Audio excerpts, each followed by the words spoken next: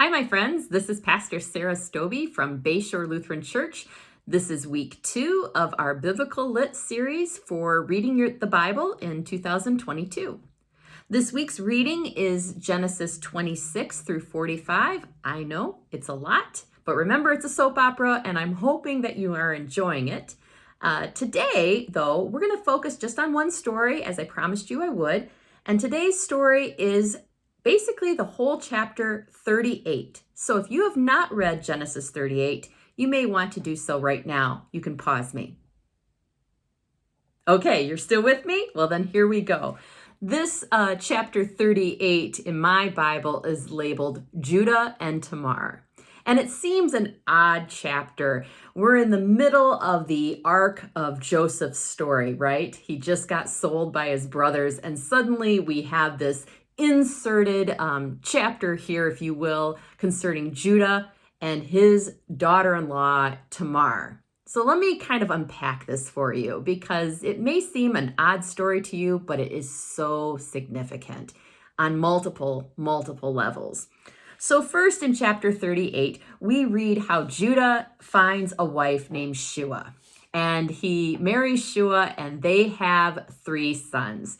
The sons are and then the second son is Onan, and then the third son, which must come a little later, is Shelah. And is given a wife in marriage. Now, what does this mean? Well, is given a wife named Tamar. And what this means is that it's an arranged marriage. It just really is.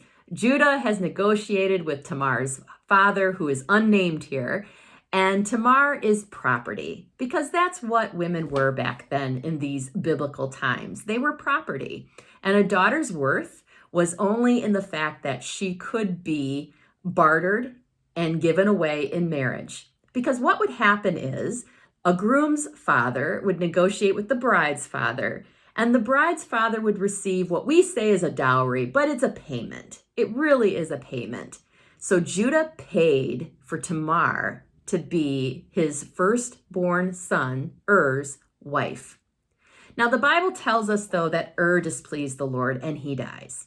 And he dies before Tamar is able to have a child by him. So Judah, in order to keep the line of his firstborn son intact, because this is what was important back then, my friends, the firstborn son was sadly, in these ancient times, the preferred son.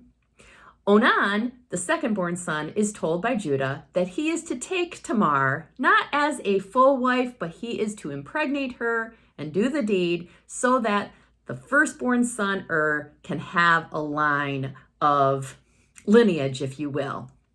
And she would always be referred to as the widow of even though she had children through Onan. Well, this displeases Onan greatly. He doesn't want to further the line of his dead brother He's the second son. He'd much rather be the firstborn. And not to make it even more blunt with you, but you read the verses, Onan doesn't just refuse to do the deed. He does do the deed with Tamar. In fact, indicates in our Bible, not just once, but a few times at least. But using your imagination, he doesn't complete the deed with Tamar. What an insult to Tamar. What an insult to Tamar, and to the fact that, again, she's property and she just simply wants to have children. And so Onan's deeds, they displease God, and he too dies. Now, you may be thinking, well, what is Tamar's thought in all of this process? Well, as I said, she's been property. She was basically sold by her father to Judah and Judah's family, and she has no say in any of this. She has no say at all. And during ancient times, a woman's place was as a mother. It really was as a mother. Women who could not have babies during this time that we have here in Genesis, they were not valued. And Tamar is starting to worry. She's now had 2 opportunities to have children in Judah's family, and she has not had any. And I'm sure she's getting worried. And then to add insult to injury, Judah sends Tamar back to her father. And this would have been disgraceful.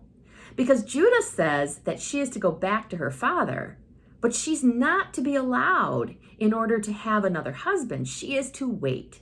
She is to wait until the third son, Shelah, is able to have a wife.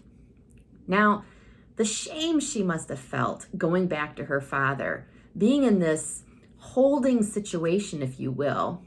She's not able to have children. She's not able to remarry. And you may even be thinking, why did Judah do this? Why didn't Judah just simply say, you know what, Tamar, 2 of my sons have died, and we send you on your way. We bless you. You can go back to your father's house, and you can remarry someone else and have a family with someone else. Why doesn't Judah do that? Why do you think Judah doesn't do that? Well, if you thought money, you're right. You see, if Judah released her from these wedding bonds to his family, he would have to repay her father the dowry, the money, and probably even give him a little extra because his daughter has been used and abused badly by Onan. So Judah doesn't want to spend the money. He doesn't want to give the money back, and he doesn't want to give her any extra either for another dowry. So poor Tamar, as I said, she's in this holding situation. And her father is probably not happy because when she comes back to his house, he has to feed her, he has to clothe her, but he's not going to get any more money from her. Now, I know this seems harsh. But this is the reality of this time. So Tamar's in holding, and she hears and knows a couple things are happening. First of all, while she's away from the family, and she's with her father's family, Judah's wife, Shua, dies. And Judah goes into mourning. But when his mourning is done, he basically kind of goes out on the night on a town. You read the scripture, so you know what I'm talking about. And Tamar is crafty. Now, I have heard it said in a few bad homilies that she was scheming. I don't see it that way. I see her actions to be pure survival here. Pure survival. She covers herself from head to toe, and she pretends to be a prostitute, and she goes to where she knows Judah's going to be. And he comes along, and he propositions her. They name a price. They discuss how he wants to give her a kid, which is a little baby sheep. And he, of course, he doesn't have it on him right then. So they negotiate that Jacob is going to actually give his 3 most valuable items. Now, this is the part about the story you might not understand. But he's going to give her 3 valuable items that she can hold on to as his pledge until he can get the sheep to her. She takes the 3 items. One is a signet, which would have been what it sounds like. It's somehow something used, maybe worn around his neck that has an impression on it that he could then push into like mud and say, this is my signature, this is my confirmation for business transactions, things like that. He also has a cord, which meant something to him at that time as well. Probably was maybe a family cord of some kind, some sort of historical value to that. And then his staff, which you can't work as a sheep person, as a shepherd, without your staff, right? So these 3 things are significant in Judah's life. And he gives them to her voluntarily. They complete the deed. Bible says she conceived. And then he goes off. He sends a servant back to where she was, and the servant has the sheep, and the servant can't find a prostitute anywhere because there wasn't a prostitute. There was Tamar. And he returns back to Judah and says, I couldn't find her. And Judah says, you know what? She can keep the stuff. She can keep the stuff. That's fine. And he says, basically, again, Judah's pride. I don't want to be laughed at. Stop looking for a prostitute. I don't want to be laughed at. Do you see a little bit of Judah's nature here?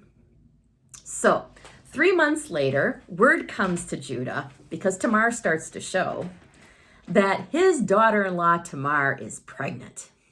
And he is irate. He is so irate, he threatens to grab her and burn her, which is extreme, isn't it? And so before he can do any of that, she says, the father of my child is the owner of these 3 items. And it was the signet, and it was the cord, and it was his staff. And when he saw those, Judah is shamed. He really is. He's shamed. He takes Tamar to be basically his wife, but he never is with her again. And he allows Tamar to have the baby, to come back into the household, to have value again in the community.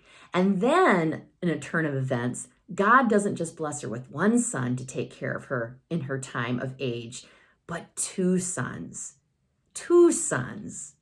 She now is the mother of 2 male twins and doubly blessed, which in this era would have been a sign from God that what she did was not only proper, but it was blessed by God. Now, Judah doesn't lie with Tamar again, but she is taken care of, and she is forever remembered.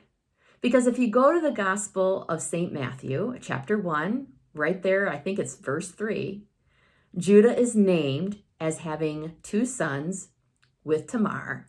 And Perez, because she has Perez and Zerah, Perez is the family line for Judah that Joseph is from, that David is from, that Boaz is from. And so it comes from Tamar, not from Shelah, his 3rd son from Shua. No, God doubly blessed Tamar. God blessed Tamar, and it is from her line, that we have the lineage, the genealogy of Jesus. Now, my friends, this is really an important story for us all to know, and I hope and pray that you found some more insight with this story. If you have any questions about it, please let me know. Be sure to like this video. Be sure to subscribe if you haven't already. Share this video with others who you think might be interested in it.